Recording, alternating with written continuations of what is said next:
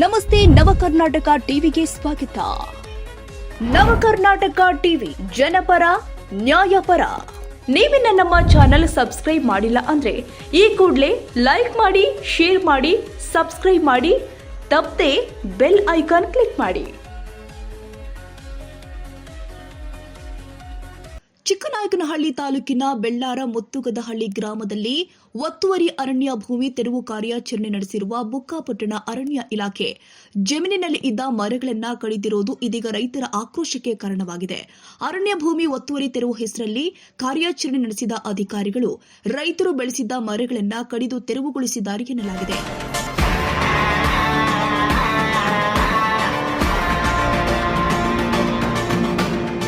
ಮರಗಳನ್ನ ಬೆಳೆಸಿ ಸಂರಕ್ಷಿಸಬೇಕಾದ ಅರಣ್ಯ ಇಲಾಖೆಗೆ ಮರಗಳನ್ನ ಕಡಿಯುವ ಹಂತಕ್ಕೆ ಹೋಗಿರುವುದು ಯಾವ ನ್ಯಾಯ ಅಂತ ಸಂತ್ರಸ್ತ ರೈತರು ಕಣ್ಣೀರು ಇಟ್ಟಿದ್ದಾರೆ.